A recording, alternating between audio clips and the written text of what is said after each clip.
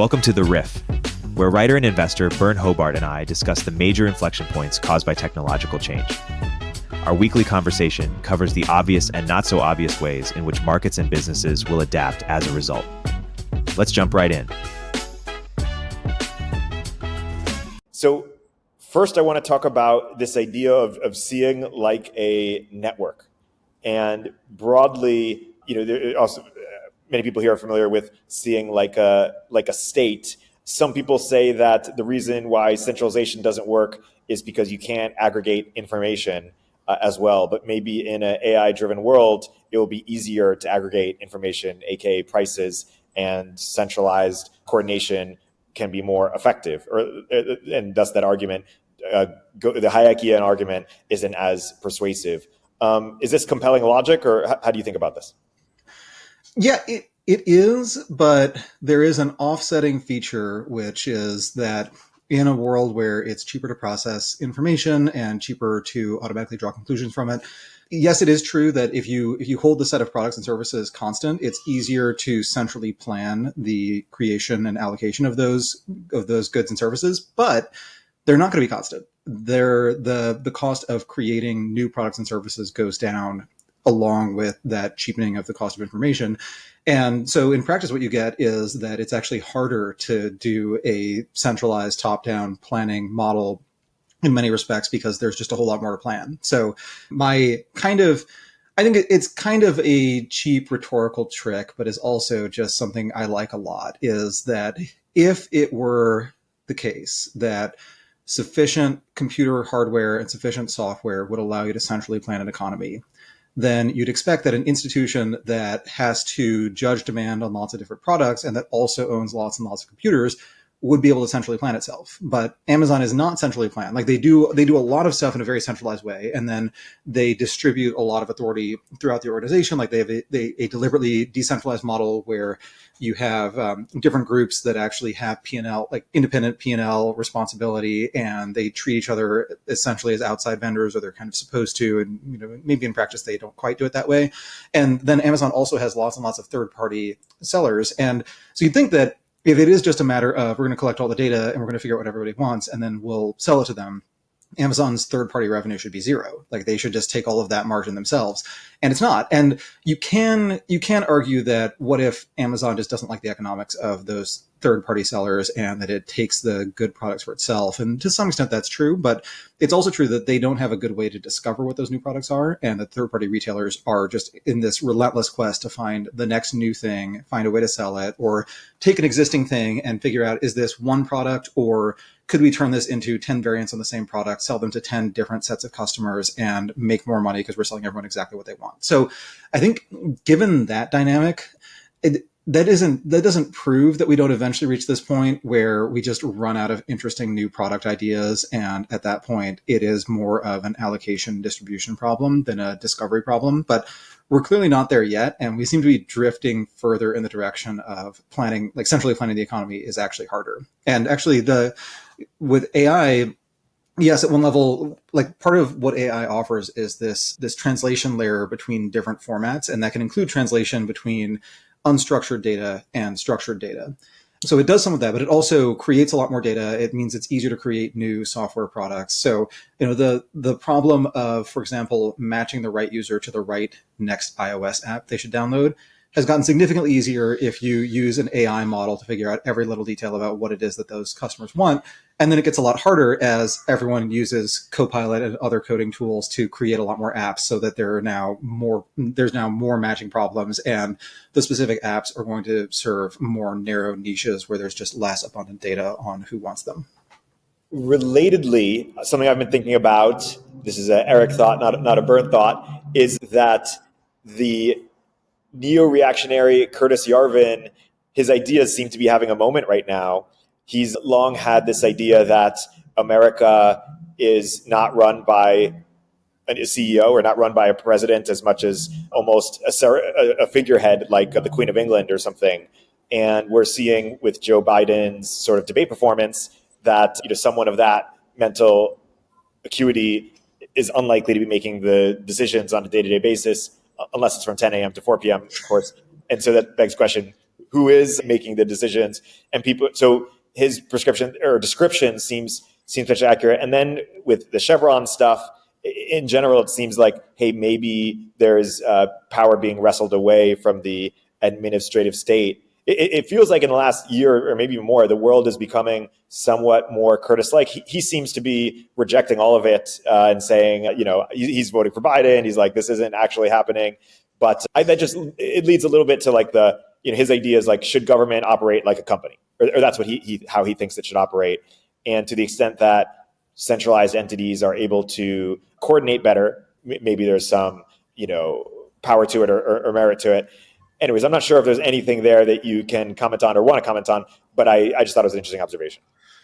Yeah, I think so. It raises this really interesting question about just what is the president's job, and if you were designing if you're designing the schedule for them and the information flow for them, what does it look like? Because it does require just superhuman capabilities to actually run the executive branch of the U.S. government. It's a very large organization, and it's very hard to tell what the purpose of some parts of it are, and what is the legible purpose, what is the illegible purpose, and also if you have an idea, if you want something to happen and you're the president, how does that actually translate to individual people somewhere else doing something to make it happen? And I think in either Schoolhouse Rock view or like a real-time strategy game design view, those problems tend to get just pushed aside. But it is actually a hard problem, and I think it's some of it is just a problem of finite attention. That if the president is spending all of his time on healthcare, then he's making fewer decisions and getting less information about immigration or foreign policy or whatever,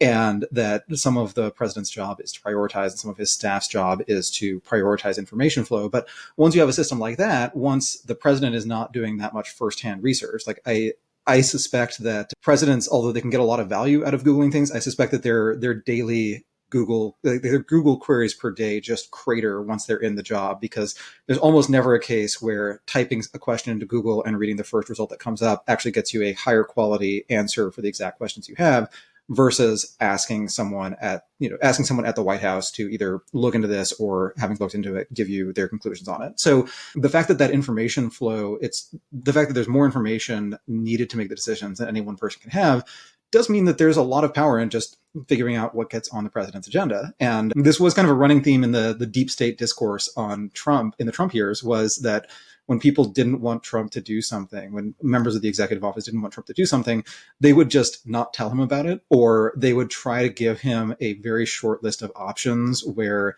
there's one that makes him look like a wimp, one that makes him look like a psycho, and then there's a middle option, which is just the one they want him to do. And then allegedly, this is why the U.S. assassinated an Iranian general, was supposed to be the, obviously you should not pick this one, Donald choice. And then he apparently saw that and thought it sounded really, really cool. So that's what happened. And yeah,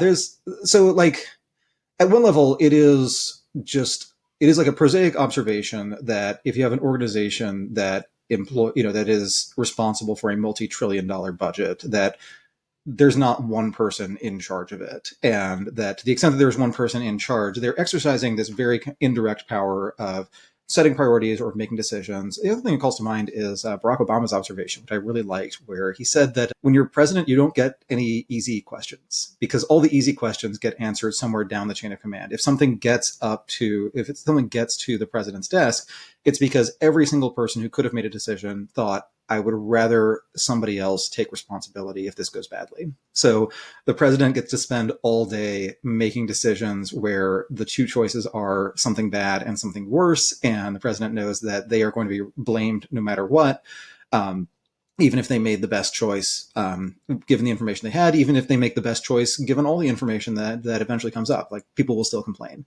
And that's got to be exhausting. So I think that is a pretty good model for why presidents look so different in their inauguration photos and then in their photo on the day of the next guy's inauguration. It's like, it's exhausting to make a constant series of difficult decisions where all of the relevant experts have deferred to you because all of them know just enough to know that they don't want to be blamed for even the best choice.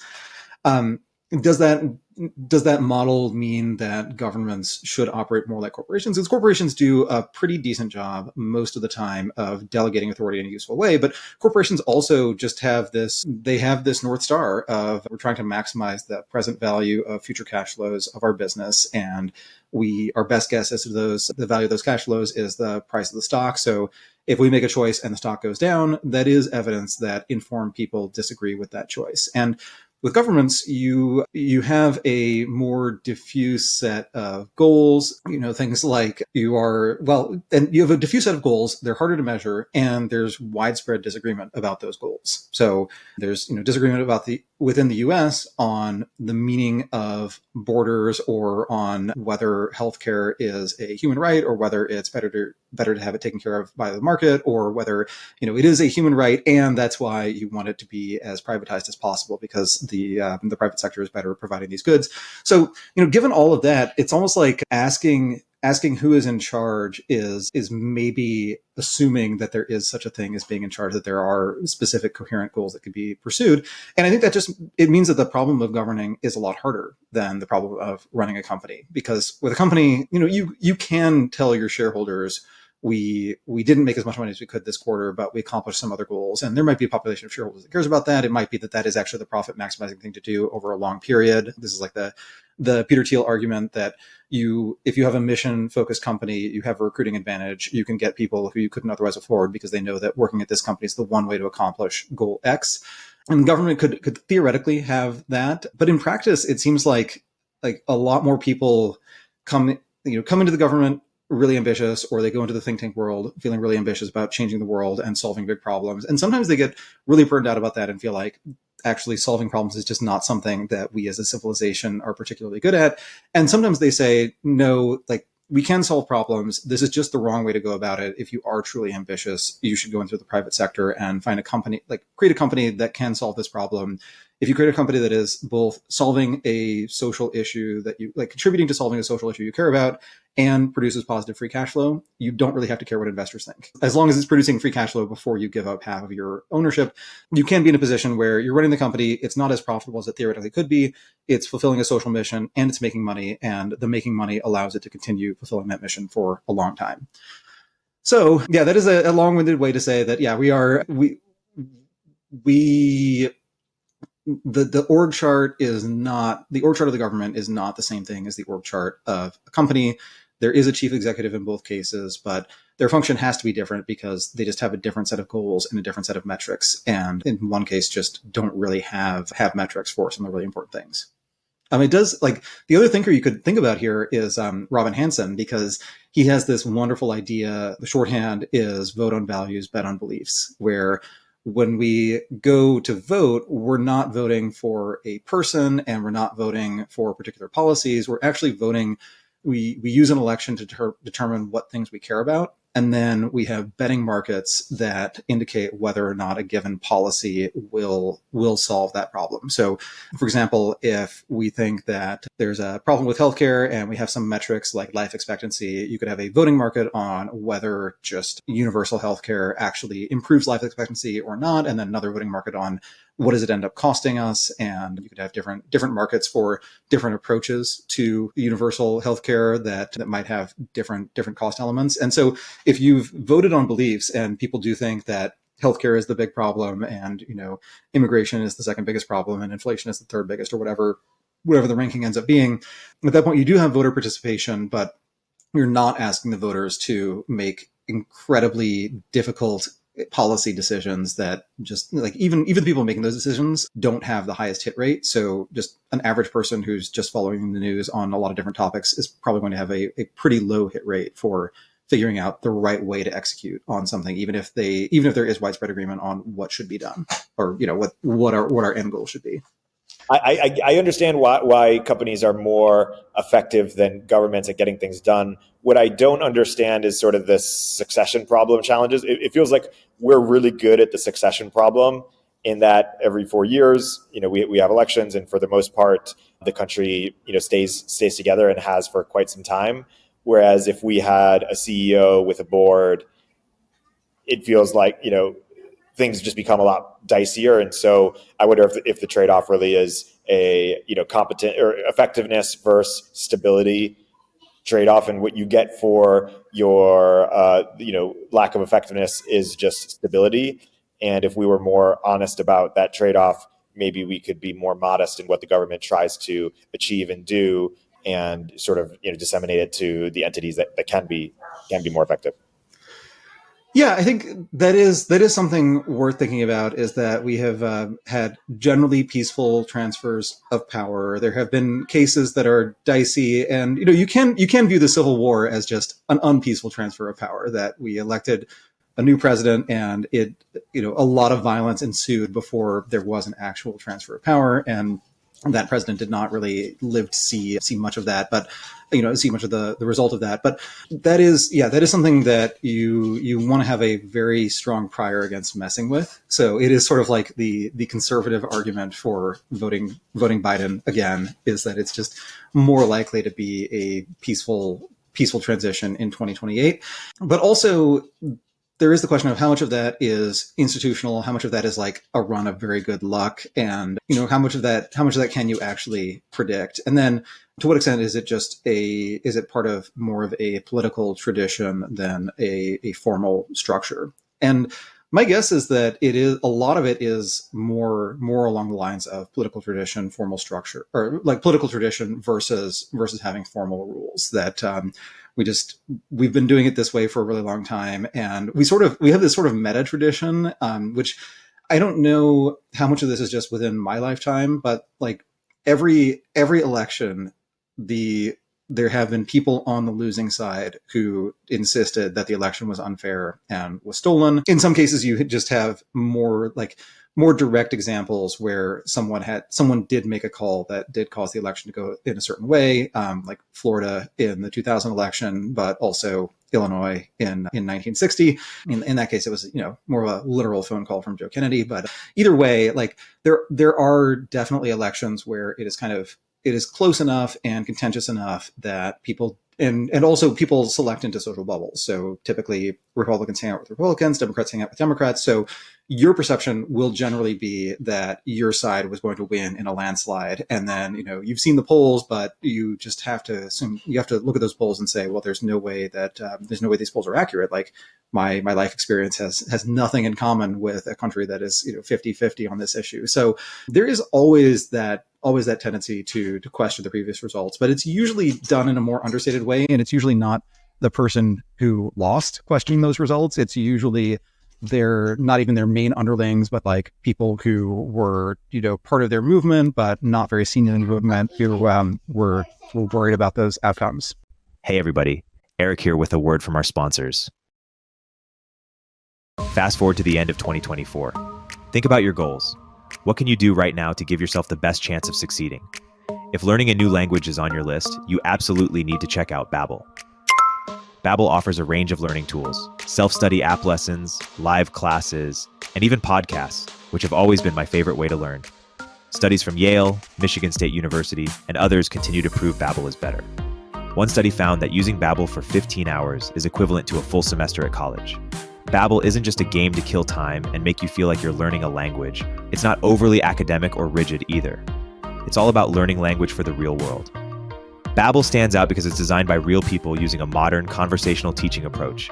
It's not always easy, nothing worth doing ever is, but it's straightforward and designed to help you start speaking in just 3 weeks.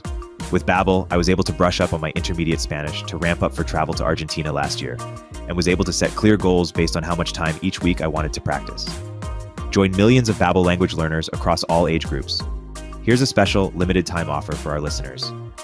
Right now, get up to 60% off your Babbel subscription, but only for our listeners, at babbel.com/zen. Get up to 60% off at babbel.com/zen, spelled BABBEL.com/zen. Rules and restrictions may apply. If you don't already subscribe to Turpentine's industry-leading newsletters, like our new daily AI newsletter, Emergent Behavior, or Media Empires, you should. But that's not what I'm here to tell you about. The platform we use to power these newsletters is called Beehiiv, and it's excellent. First of all, it was started by the same early team who helped build Morning Brew into a $75 million newsletter business, and they built Beehiiv to offer that same powerful functionality to anyone sending emails. From essayists to business owners, the platform is beautiful, their text editor is intuitive, and they help you scale your audience with custom growth features. Beehiiv has powerful tools to help you monetize your content. You can easily launch paid subscriptions or pursue an advertising model. The Beehiiv platform will even connect you to premium brands to sponsor your newsletter. Not only do we use them, but thousands of the top newsletters in the world also use them, like Milk Road, Blockworks, the Lindy newsletter, and so many more. Beehiiv's founder hooked up Moment of Zen listeners with a sweet deal. Get 20% off for 3 months with code MOZ. Visit beehiiv.com, that's BEEHIIV.com, to get started. You also wrote about the Tony Blair Dorkesh interview. Because think about, as we're talking about governance, what did you find surprising or noteworthy about Tony Blair? So I thought he was an interesting thinker, and I guess like one of the healthy traditions that a lot of institutions have is that when the previous person in charge steps down, it is a good idea for them to just not talk very much about what their successor has done, pro or con, for a while. It's good to let the successor do their own thing, be judged independently, not be overshadowed by whoever came before. And so that means that there is kind of a shortage of people realistically talking about what are the unpleasant surprises when you go from having a lot of ideas about what you would do if you were in charge to actually being in charge. And the British system does have a different tradition of, civil, the civil service versus politician split than we have in the US. But it is kind of the same vibe where if someone becomes prime minister, they are suddenly the person responsible for the outcomes of a lot of policies that they're not actually very well equipped to determine on their own. And they're sort of trusting their underlings to give them a realistic view on the pros and cons of different approaches. But also they know, he had that wonderful term about a conspiracy of inertia. Like that is just a fundamental problem with any long-lived organization that requires lots of specialists and requires not just specialists in the task at hand, but also specialists in here's how we do things, in Westminster, here's how we do things in DC. Like you have to actually understand all of those levers. And that is, I think, something that, going back to the Trump and deep state narrative, like I think that is something that that Trump certainly underrated and a lot of his supporters underrated, was like there is a difference between the president saying he wants something done and a president actually being able to figure out which department, and then within that department, which groups, and all the way down to the specific subgroups, and then identify the groups that are actually going to be willing to do that on his behalf. Like that is a skill set that people seem to accumulate from spending a very long time in Washington, D.C., and from having a genuine interest in that topic. So someone like LBJ, the wonderful Caro books, where LBJ it was just clear that his special interest was power and understanding the levers of power and understanding the formal institutions and the informal ones and how they intersect with one another.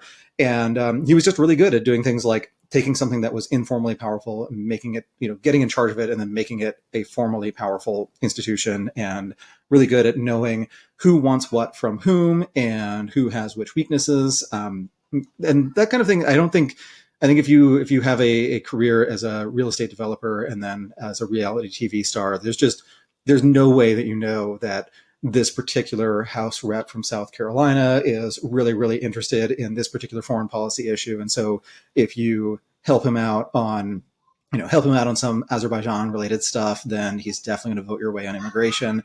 Whereas someone like LBJ does know all those things, but then if you're a voter, you're betting on someone who is really good at mastering these opaque systems and basically really good at the part of politics where you take credit for the things that went well and you assign blame for the things that didn't, regardless of your direct responsibility. So your choice is basically you can vote for someone who's effective but possibly kind of a snake, or someone who says things that are really appealing to you but has very low odds of actually getting them implemented.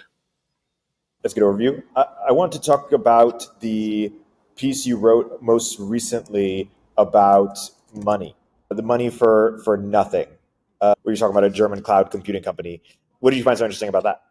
Yeah, so what I found interesting was it looks a lot like a scam. And so there's this German company that went public as a Bitcoin mining company and is now a high performance computing company. And I think you can make a case there that they were a crypto mining company. They bought a lot of GPUs for that purpose. Those GPUs are not suitable for that purpose, but it is a really good time to own a lot of GPUs. But the reason they got on my radar was there was this Bloomberg piece on how this company is planning to spin off its part of its business, the US based part of the business, and that the bankers were telling them it would be worth 10 to 16 billion dollars, and that is like 15 times what the company is worth. And the company is publicly traded. Like you can look up the market cap quite trivially. And so it was implausible to me that they would have this asset that is literally trading at pennies on the dollar and they'd be able to realize that value. And then the more I looked into it, the more I was like, there's no way this will happen, because when I was reading their investor relations page, I kept having to double and triple check dates, because they'd have press releases from this year saying, here's what we earned in 2022, and here's our guidance for 2023. But 2023 happened a while ago. I was there. And so what basically happened with them is they have, since 2020, just not been presenting audited financials on time. They got behind. They originally blamed a merger and some merger integration, and there's some tax questions because they've been mining crypto in the US, and they have a theory that they don't owe income taxes on it. And so that's made it very hard for them to prepare audited financial statements. I kind of assumed that the German securities regulators would actually insist that companies that are going to be owned by public markets, like public market investors, that those companies should actually be required to tell investors how much the company is making. Apparently, this is not so. But the US securities regulators actually do tend to want that. If you have a company that isn't regularly reporting financials, you can theoretically trade it. You have to find a special broker who handles these things. It used to be easier. Like there used to be more of these companies that were pink sheets traded. They didn't do regular financial reporting, but you could invest in them. And then a couple of years ago, the rules changed and now most brokers won't touch them. But this company is like a mainstream company in Germany, with the exception of the fact that they just don't actually present audited numbers to investors. So what I struggled with in reading about that company was I don't know what the end game is. Like, okay, you put out a press release, or you don't put out a press release. You cause a rumor to circulate. That rumor causes your stock price to go up. But it's probably not very easy for someone who has a material stake in a publicly traded company to borrow against that stake if the company doesn't have audited numbers and has other red flags. You could try to merge with a more legitimate company, but again, who's going to take your stock if you did that? So like, I just couldn't really understand what they were going for, why anyone would do this. One of the investors in that company had previously been involved in the Wirecard scandal, not directly, but there was a deal where Wirecard raised money from SoftBank. He got paid a commission by both Wirecard and SoftBank for somehow being involved in this deal, and then SoftBank immediately sold the convertible note that Wirecard had issued. They sold it to someone else, and then Wirecard was a zero shortly thereafter. So like you have a lot of red flags there. And then one of their other big shareholders is actually Tether. Tether is how they got a lot of their GPUs. Tether bought a bunch of GPUs, put them into an entity called DeMoon Holdings, as in to the moon, and then sold that entity to Northern Digital for stock. So yeah, you have an extremely questionable shareholder list, an extremely questionable financial record, and then this new narrative. So I have no idea what's going on there. That was my end conclusion, was like this. It seems like a very weird state for a company to be in. If I were a German securities regulator, I would halt the stock immediately and tell them your company can trade again once you can produce real financial numbers. Might try to find some way to, I don't know, get Tether to backstop the company or something. But it is actually a reminder. Ultimately, for me, it was a reminder that U.S. financial regulations, American investors complain about them all the time. And there are politicized complaints, there are non-politicized complaints. But like the SEC actually does a pretty good job of making it fairly difficult for an American investor to buy into a scam company without being pretty well forewarned that is exactly what they're doing. So, if you wonder why it is that American stocks have outperformed the rest of the world, there are some reasons related to growth. There are some reasons related to America being a safe haven. We do over-index on tech relative to the rest of the world, and that's been a good thing to over-index on the last decade or two. But there's also the fact that the set of companies that you're tracking, when you track average performance by market, it's going to be higher quality in the US, in part because the SEC is not going to let some companies go public because there are just a lot of questions about whether they're legit or not. You covered fame in two different pieces this past couple of weeks, where you talked about how AI impacts fame. Why don't you share that? Yeah, so the main thing is, and we talked about this many episodes ago, about this idea that it's just harder for someone to be universally famous than it used to be, that Taylor Swift might be the last person to do it at that scale.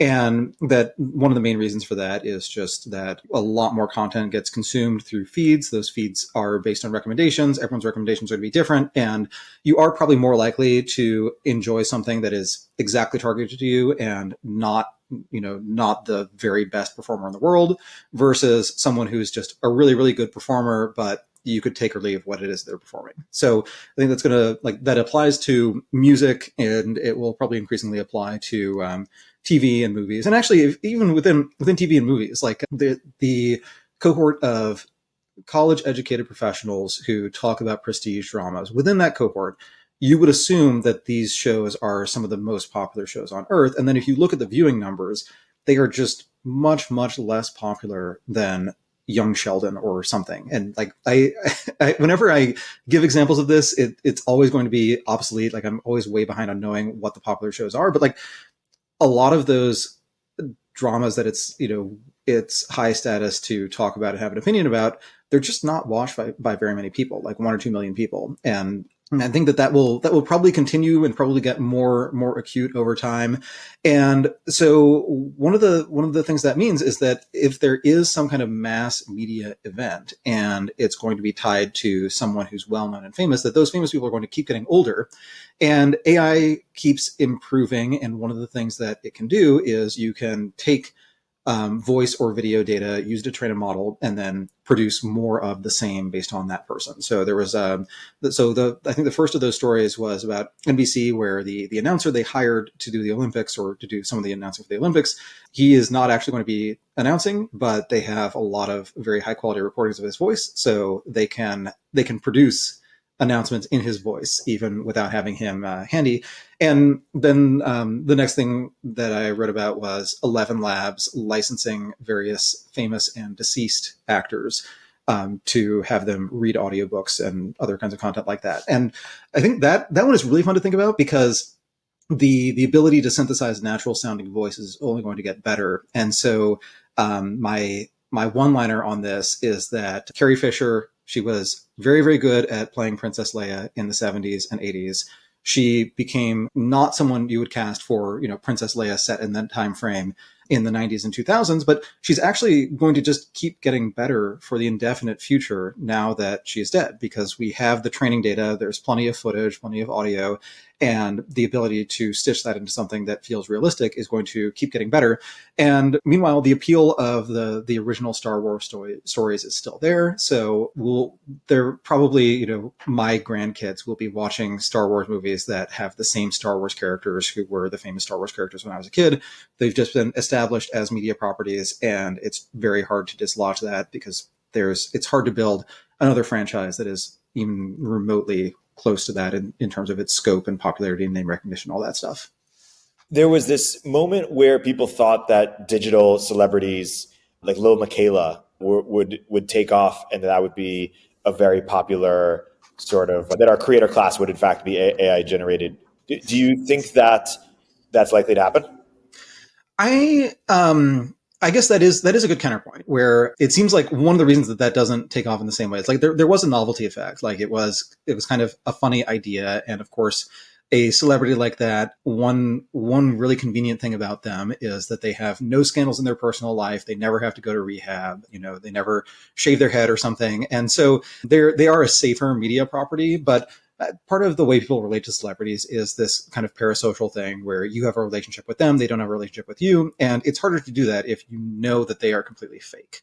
So maybe there's still room for that kind of relationship with someone who is dead, but their spirit lives on in this character who they defined and who will always be synonymous with that actor. Maybe that does keep that alive somewhat, but it is probably weaker than feeling like you have a one-to-one relationship. And as fame gets more niche, it is more plausible to actually have a one-to-one relationship with them. So if someone has tens of millions of fans, they're not answering every email. In fact, the emails you probably get back a form letter. But when it's at the level of tens of thousands of fans, and most of those are lightly engaged fans, but some of them will periodically send an email, send a direct message, make a tweet, whatever, it does become possible to interact with them or to pay someone to interact in your name, and then you just assume that nobody compares notes and figures out that this person is responding in a personalized way to an impossible volume of email. There was a good piece in Wired a couple weeks ago by someone who spent a while working as a basically doing customer service for an OnlyFans model. So their job was have lots of conversations with paying customers in the persona of that model, try to upsell them on new videos, pictures, whatever, and basically try to relate with them. And apparently, if you are really focused, you can be having several of those conversations in parallel. You can remember personal details about each person, and they will all apparently feel like they're actually talking to this particular porn star. So maybe that is a very grim version of the future, is that the creator class will still exist, but it will be these sort of front person celebrities, and some of their content is them, some of their content is AI generated based on them. People do have one-on-one interactions with those celebrities, but they're actually having one-on-one interactions with initially someone who's an outsourced worker making very little money on this, and over time interactions with an LLM or even a video avatar that is trained on this person. That makes sense. I want to go to your capital gains piece, where you talked about you gave your concise version of monetary history and about the gold standard. When you unpack some of the main ideas that you said there, or what do you think that people misunderstand or don't get quite right in their understanding of monetary history?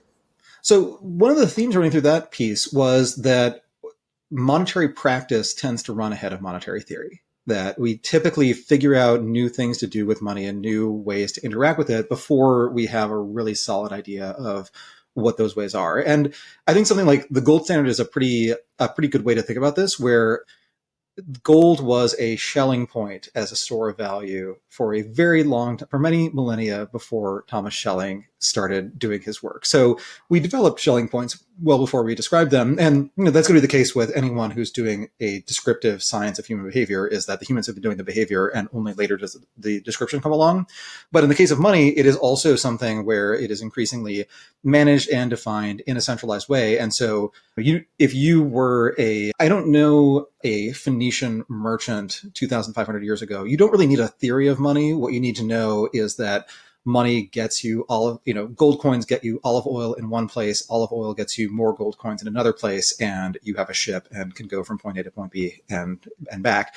So you don't need a really elaborate theory of money, but once money is more centralized, once it's actually created by created and managed through central banks and treasury departments, et cetera, you do need some theory of what's going on, some theory of what money is and how it works, because otherwise you don't really have any guidance on what to do next. So another theme in this is that money keeps getting more abstract. So very early forms of currency. I don't think I wrote about this specifically, but one of the funny old forms of currency is a currency unit that represented the value of one cow. And it was just this 30 or 40 pound chunk of iron that was shaped roughly like the head of a cow, like it had little horns or something, or it was shaped like a cow hide or something. So that was like a very, very literal representation of this is worth one cow and it looks just like a cow, kind of like early writing where, the word, like the letter that means a house is probably a box with a triangle on top. And then depending on the writing system, it gets more and more abstract over time. So money starts out being this very literal representation of specific physical goods, and then it turns into just a more abstract representation of value. But we also end up using the abstract representations of value in different ways. So in one sense, a dollar bill is money, and if I type a number into my computer, that's not money. But if I'm Chase there is a computer that I have with a number in it that represents a lot of money for specific people. So like most of the money I have, most of the money that all of us have is just an entry in a database. And that entry does correspond to an amount of dollars that can be payable on demand, like physical dollars that could be rendered on demand, but it's not how we actually use it. And then there's also money as credit, where really you don't actually need very much, or in one sense, you don't need any circulating currency, like any hard currency, as long as you have trustworthy relationships and as long as people can extend one another credit bilaterally. So in theory, in a credit-based system, you use physical currency to settle debts, but as long as you don't have anyone who actually runs out of money and becomes insolvent, you never really need to settle. So a system like that can exist with people constantly either having a credit or debit balance such that the net balance is zero. You don't strictly need to settle. And in a lot of cases, the way that a financial system goes from hard currency, like precious metals based, to fiat is through this process of people being less and less fixated on eventually settling their debts in some hard currency. But if you have that system where most of the money that people spend is actually in the form of credit that's been extended to someone, then you need to understand that is still money, because in a recession, especially a recession that is driven by a financial crisis, what happens is the amount of credit being extended drops very rapidly. And the only way to offset that is to create more of some other form of money. So when you look at something like the infamous charts of the Fed's balance sheet, like you see these really, really intimidating numbers. But if you look at those charts from the financial crisis era and you line them up against inflation, you don't actually see the kind of inflation that you would expect if the Fed were actually creating a ton of liquidity, unless they were creating liquidity that offset liquidity destruction elsewhere. And a financial crisis, like a credit contraction, is this destruction of liquidity, essentially a destruction of money. And so you can produce a lot of new money out of nothing, backed by nothing whatsoever, without causing inflation, as long as it's offsetting those losses. And that is basically what the Fed did post-crisis. It actually worked out reasonably well, like I think very well, considering how people felt in September through March of 2008 through 2009. And it did look like I definitely thought at the time that there's going to be just hyperinflation. Like you can't just have multi-trillion-dollar deficits with no specific plan to eventually pay them down. Like you can't possibly do that without having prices go up. But it turned out that you can do that as long as there's a credit contraction that is also denominated in the trillions, that would also be just crushing demand, crushing consumer spending, causing unemployment to spike massively. Like in a situation like that, your options are either there is a crash so bad that everyone who owed anyone money anywhere is completely wiped out, and the handful of people who kept all of their money only in treasuries, like they end up just owning everything, and unemployment goes up pretty much to infinity, and then somehow goes down because the price of labor is so cheap that people start hiring just because they have money and labor is basically free. Like that is one way that could have worked out. But the other way it could work out was stocks go down, housing prices go down, banks lose a ton of money and then get recapitalized. A lot of liquidity is pumped into the system to offset the fact that a lot of people have defaulted on debts, and so there's just less money to go around. Like it does tend to work itself out okay in the end. And that is not to say that the numbers are totally fake, that you can just expand Fed balance sheet arbitrarily, but it does mean that when you're looking at that, you are looking at like one part of a stacked graph, and the other part of that graph is harder to track because some credit extension is explicit, some of it is implicit. Like anytime you promise to do something in the future, that is an extension of credit. Like you owe someone whatever it is that you promised to do in the future, and if you default on that promise, you have actually reduced the amount of liquidity in the world. Like you've reduced the amount of certainty in the world. You've made it harder for them to plan ahead because now they can't plan on the basis of you're definitely going to do X, and if doing Y depends on someone else doing X, then it's worth doing Y because someone's going to do X. Like if they can't depend on that, they just don't do Y. And so it is like a metaphor for a financial crisis. So I sometimes use the party analogy of your like credit creation that actually expands the economy is sort of like if you throw a party and you initially just straight out lie about who's going to be there, but you have so many cool guests that you attract a bunch of other cool guests, and then you can go back to the guests you lied about and say, you should come to my party. Guess who is definitely going there? And then they show up. And then by fabricating the existence of a really cool party, you actually create enough interest to have that party happen. So that is like a pro-social version of credit expansion of banks that are not 100% reserve banks. And then the antisocial version is you lied to a bunch of people about throwing a really cool party. The least cool people believe the lies. They show up. It's the lamest party imaginable. It's actually worse than just staying home. And they all know that you're responsible. So this is why there is a lot of skepticism about the fact that banks do essentially create money. But they are just doing in a rigorous and quantifiable way what people do all the time whenever they promise to do anything whatsoever in a way that other people respond to by changing their behavior. That's a good overview. I want to shift to AI. You wrote a section called "Does the AI business work if they're paying for the content?" Yes. Talking about perplexity. Unpack that.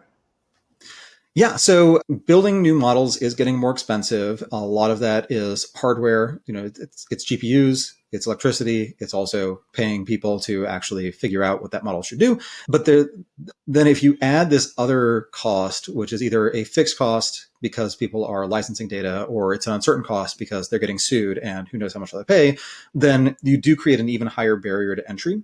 And it already seems like the cost of building AI models is so high that you have to be really, really confident that the model is actually going to produce economic value. So there's this piece that's published by someone at Sequoia a couple weeks ago that's been circulating recently that is called, I think, like AI's $600 billion problem, which is all about how if you take the run rate of revenue from NVIDIA's data center sales and then make some basic assumptions about data center economics and then about AI company economics, you basically need $600 billion or so in AI revenue in order to justify the current run rate. And there's some ways to push back against that. One that I didn't mention in the newsletter is just a slight timing mismatch, but it's material when the time series is changing so fast. So really, the AI business that is being underwritten by today's GPU purchases is the AI business that will exist after the current models are trained and are running. So it's really, it is true that there's a mismatch today, but also that the AI business looks a bit better if you compare it to the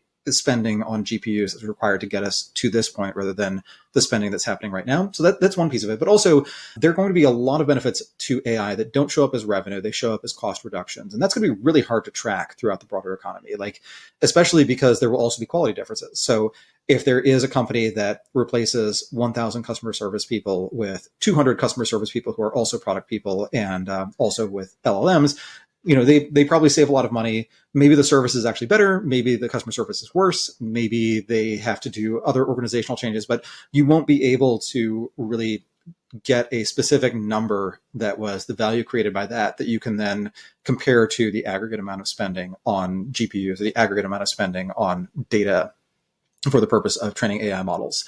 So I think that it's going to be really tough to make those judgments for a while. The way that I thought about it was, okay, we suspect that the revenue alone is not enough to justify the current run rate of AI investment. Maybe there will be that kind of revenue later, like maybe in a year, every one of us will be paying OpenAI $1,000 a month for some amazing GPT-N agent and wondering why it's so cheap given how much value it creates for us, but maybe not. But what you can say is if you just assume, and I chose these numbers at random and they turned to be exactly right. So I said, okay, let's assume that in the developing world, maybe AI has a small impact. There just aren't as many of these kind of information processing intensive jobs. But in the developed world, you have a lot of software engineers, you have a lot of bureaucrats, you have a lot of accountants, you have a lot of copywriters, et cetera, like a lot of people whose jobs can be more efficient. So let's say that AI makes 10% of jobs 10% more efficient. So it adds 1% to developed world GDP. As it turns out, developed world GDP is just about $60 trillion as of last year. So making a 1% improvement of that is the $600 billion that Sequoia says is missing. So as long as you can buy the idea that 1 in 10 workers get 10% more efficient, and I think, if that's true, I'm in that 10%, definitely, you probably are as well, then then the aggregate investment does actually make sense, at least socially, in terms of like, if we as a species are allocating this much money to building GPUs as opposed to, building houses, building planes, whatever, like it's going to be at least a break even proposition. Whether all of that value gets captured by the companies that are buying the GPUs is an open question, but I'm still very optimistic on AI companies and their ability to price discriminate, particularly through selling ads, but probably through other things as well. They just, the part of price discrimination is having a lot of information on your customers, knowing exactly what offers different customers will respond to, and finding ways to sell one set of customers a really high margin version of something that you're selling a lower margin version to other people.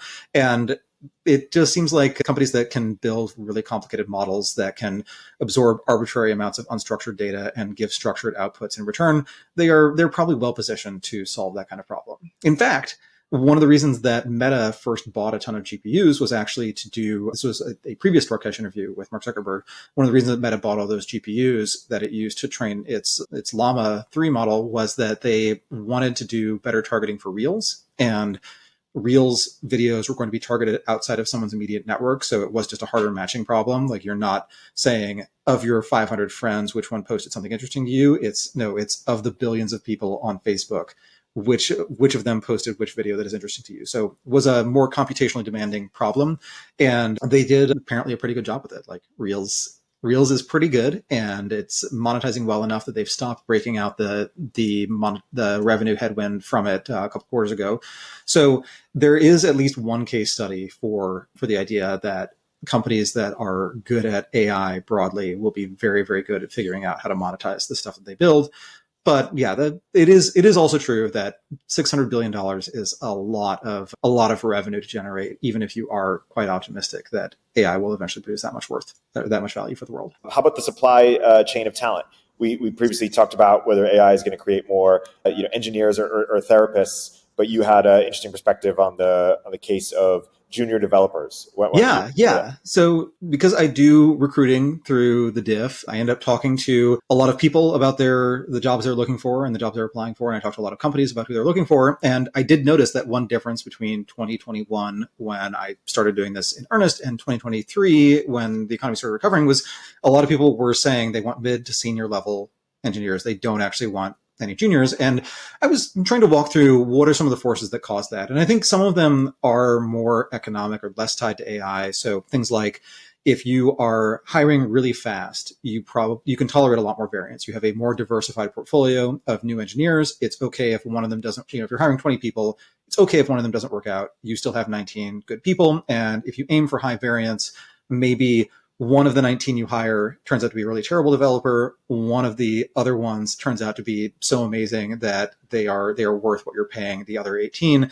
But if you're raising a smaller round and the round needs to last longer, and you're hiring a smaller number of people, it does become pretty urgent that you make sure that those people are all pretty good. And one really easy way to do that is you hire people who have done the job before and not gotten fired. And also not gotten laid off. And then there are other more granular concerns, like when you have new engineers, your existing engineers have to spend time training them. That is extremely expensive time. Engineers do get paid typically more than college professors. So the opportunity cost of those engineers, the senior people teaching junior engineers the ropes, is extremely high. And you can offset some of that with documentation. But again, it's the people writing that documentation could be writing code, and there is an opportunity cost there as well, even if it is a generally good idea to document your stuff well.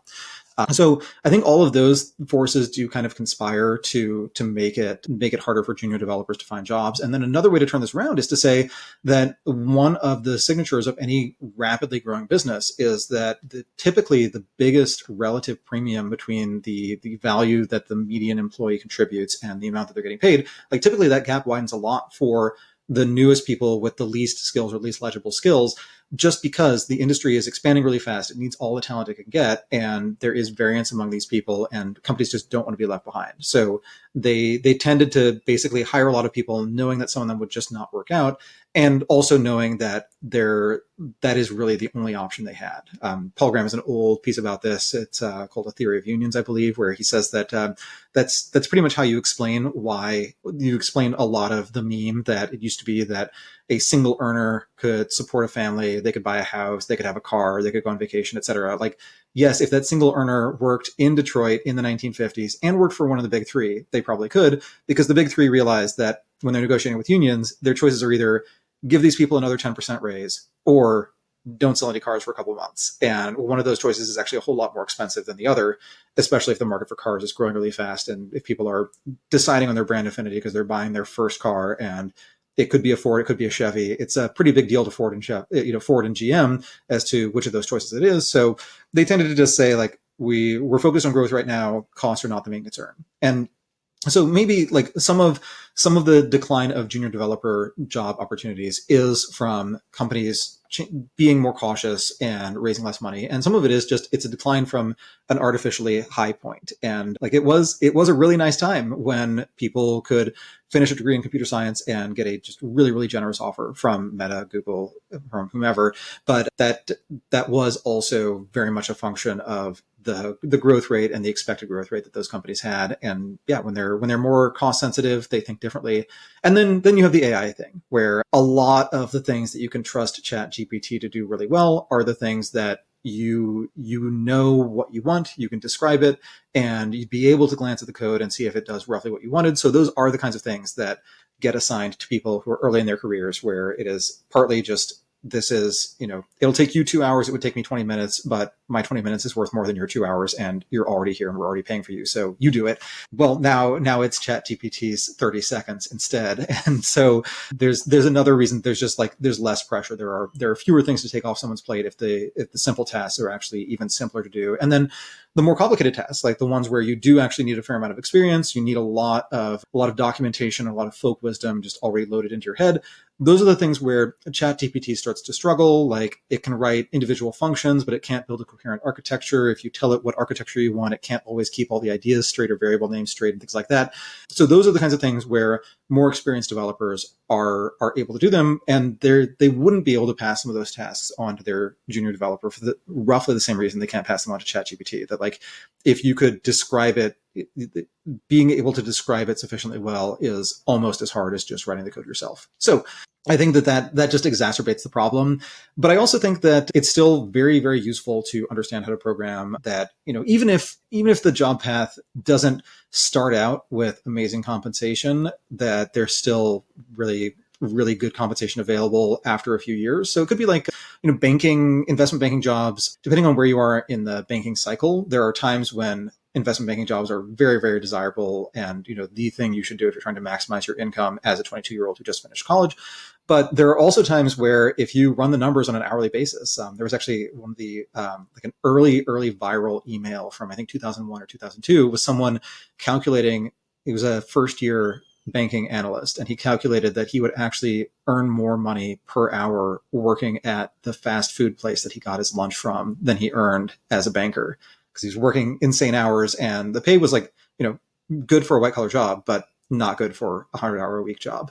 And so I think software engineering, like, I hope it doesn't develop the culture of hazing that banking has. And I also think that it is a lot easier to format PowerPoints on 3 hours of sleep than it is to debug a SQL query on 3 hours of sleep. I've done both. I know which one I'd rather do and which one is less frustrating if you're sleep deprived. So I hope it doesn't go that far, but it could definitely go in the direction of, you get your first software job, the pay is just not very good, but you still know that if you work hard in 3 to 5 years, you will be making a very, very good, upper middle class income.